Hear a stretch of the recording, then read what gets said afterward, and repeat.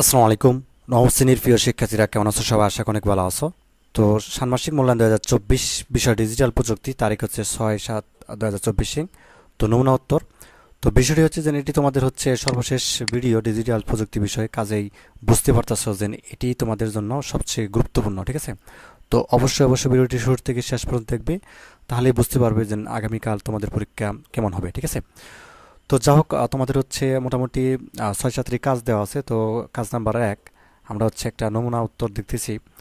তো এখানে হচ্ছে সাইবার নিরাপত্তা ঝুঁকিগুলোর নাম অন্য দলের সদস্যদের হতে সংগৃহীত। ঠিক আছে, তো তোমাদেরকে একটি অর্থাৎ ষান্মাসিক মূল্যায়নের সময় একটি প্রশ্ন করতে পারে যে অর্থাৎ নিজ এলাকার হচ্ছে সাইবার নিরাপত্তার ঝুঁকিগুলো, যে অন্য অর্থাৎ নামগুলো একই সাথে অন্য দলের সাথে দলগুলোর সাথে সংগ্রহ করতে হবে। ঠিক আছে, অর্থাৎ সাইবার নিরাপত্তা ঝুঁকিগুলোর নাম অন্য দলের থেকে নিয়ে তোমাকে হচ্ছে লিখতে হবে। তো এটি হচ্ছে প্রথম কাজ। তো এটি হচ্ছে তোমাদেরকে দেখো যে কীভাবে উত্তরটি করা হয়েছে। তো সাইবার নিরাপত্তা ঝুঁকিগুলোর নাম অন্য দলের সদস্যদের হতে সংগৃহীত। তো এখানে সাইবার স্টিং 2 জন। ঠিক আছে, ঝুঁকি নাম্বার 1 এটা হচ্ছে 1 দেওয়া আছে, তার মানে হচ্ছে ঝুঁকি নাম্বার 1 সাইবার স্টকিং 2 জন আর কি, এবং ফিশিংয়ে 3 জন ঝুঁকিতে রয়েছে, এবং হচ্ছে 3 নাম্বার ঝুঁকির মধ্যে রয়েছে ফেক সোশ্যাল মিডিয়া অ্যাকাউন্টিং 1 জন। তো এইভাবে হচ্ছে আমরা সংগ্রহ করলাম যে আসলে অন্য দল হচ্ছে আমাদেরকে 3টি ঝুঁকি দিল নাম, এবং 1, 2, 3, আর এগুলো হচ্ছে নাম, ঝুঁকিগুলোর নাম। আর কয়জন হয়েছে নিজ এলাকার মধ্যে? 2 জন, 3 জন আর 1 জন। ঠিক আছে, এই মোট 6 জন হয়েছে। তো যাই হোক, তারপরে এটি আমাদের কাজ এতটুকুই। তারপরে কাজ 2 আমরা দেখবো যে কাজ 2 আমরা কিভাবে আনসারটা করতে পারি। কাজ 2 এর উত্তরটি ক্রমিক 1, 2, 3 এভাবে, এবং হচ্ছে সাইবার নিরাপত্তা ঝুঁকি আমাদেরকে একটা পাই চার্ট আকারে হচ্ছে মূলত হচ্ছে শতকরা বের করতে হবে। তো আমাদের হচ্ছে ক্রমিক নং 1 ঝুঁকির মধ্যে একের মধ্যে কয়জন ঝুঁকি হয়েছিল? 2 জন। ঠিক আছে, দেখতে পাচ্ছ 1, 2 জন। তো তারপরে হচ্ছে এই যে একে হচ্ছে, আচ্ছা, এক নম্বরে 2 জন, 2 জন দিলাম আমরা, এবং 2 নম্বরে ফিশিংয়ে কয়জন? 3 জন, তাই না? 1, 2, 3, 3 জন আমরা দিলাম, 3 জনের নাম। দেন হচ্ছে ফিক্স সোশ্যাল মিডিয়া অ্যাকাউন্টিং হচ্ছে 1 জন, এই যে 1 জন দিলাম। ঠিক আছে, তো এভাবে হচ্ছে দেওয়ার পর কাজ 2 আমাদেরকে তো উত্তরটি হচ্ছে আমাদের এভাবে দেওয়ার পর তো আমাদেরকে পাই চার্ট আকারে হচ্ছে শতকরা বের করতে হবে। ঠিক আছে, এই যে এটা আর যে আমরা করলাম শতকরা কয়জন হচ্ছে অর্থাৎ বের হয়েছে সবচেয়ে বেশি কোনটা, ওটা পাই চার্ট আকারে আমাদের লিখতে হবে। তো পাই চার্ট, তো দেখো ঝুঁকি 2-এ সবচেয়ে বেশি 3%, তাই না? তার মানে এই যে 2-এ কিন্তু সবচেয়ে বেশি 3 জন, এই যে 2, এই 2-এ কিন্তু 3 জন। তো 3 জনেরটা সবচেয়ে বেশি হবে, 3% হবে। এবং তারপর রয়েছে ঝুঁকি একে হচ্ছে 2%। ঠিক আছে, তার মানে পাই চার্টটা এটা একটু বড়, এবং ঝুঁকি সবচেয়ে 3 হচ্ছে ছোট 1%, তো এটা সবচেয়ে ছোট। তো এই পাই চার্টটা কিন্তু তোমাদেরকে এভাবে করতে হবে। তো আশা করি বুঝতে পারছো। তো ক্লাস 3-এ যে আমরা লিখতে পারি, উপরোক্ত পাই চার্ট থেকে বলা যায় যে আমার নিজ এলাকার সাইবার ঝুঁকি নিরাপত্তার জন্য ফিশিং ও সাইবার স্টিং নাগরিকদের সচেতন প্রয়োজন। ঠিক আছে, তো যা হোক, কাজ 3 আমাদের শেষ। তো তারপর হচ্ছে কাজ 4-এ আমাদেরকে যেটি বলা আছে যে সাইবার ঝুঁকির জন্য সামাজিক প্রভাব। ঠিক আছে, তো এটি কিন্তু আমরা হচ্ছে অ্যাসাইনমেন্ট 1 এবং 2 দেখেছিলাম, তোমাদেরকে নমুনা উত্তরে যেগুলো দিয়েছিলাম সেখানে কিন্তু দেখেছিলাম যে সাইবার ঝুঁকির জন্য আসলে সামাজিক প্রভাব কি হতে পারে। ঠিক আছে, এরকম কিন্তু আমরা আগেও দেখেছি। তো সাইবার নিয়ে কিন্তু বেশিরভাগ কিন্তু প্রশ্ন আমি দিয়েছি, সেখান থেকেই তোমাদের আসলে মূল্যায়নের প্রশ্ন কিন্তু বেশিরভাগ আসবে। তো কাজ হচ্ছে 4, সাইবার ঝুঁকির জন্য সামাজিক প্রভাব।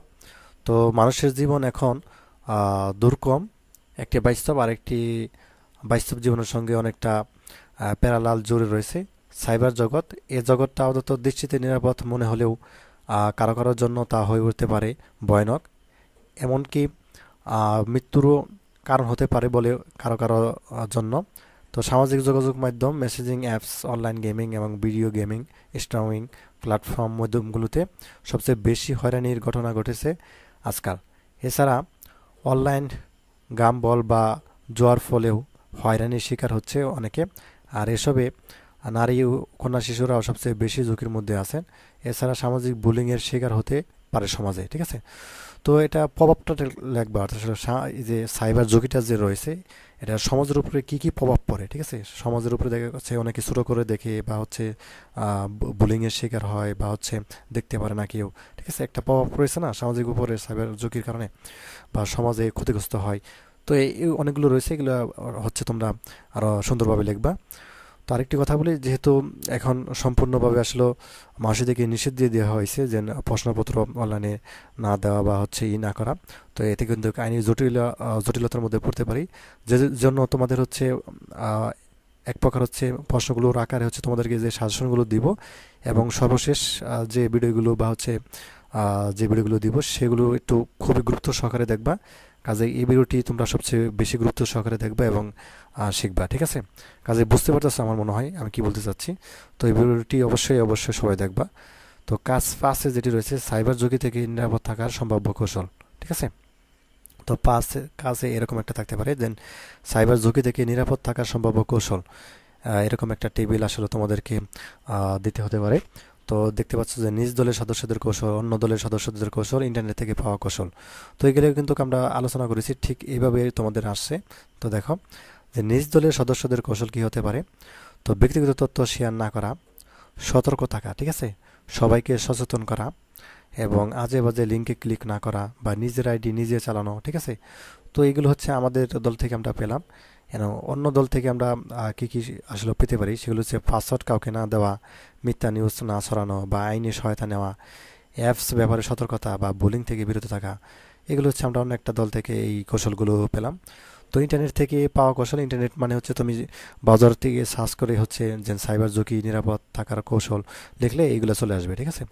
তো ইন্টারনেট থেকে পাওয়া কৌশল এগুলো হচ্ছে তুমি লিখতে পারো যে শক্তিশালী পাসওয়ার্ড ব্যবহার, এগুলো কিন্তু আমরাই আগে জেনেছি, এবং ওটিপি শেয়ার না করা, ঠিক আছে, নিজের গোপনীয়তা রক্ষা করা। তো এই বিষয়গুলো রয়েছে।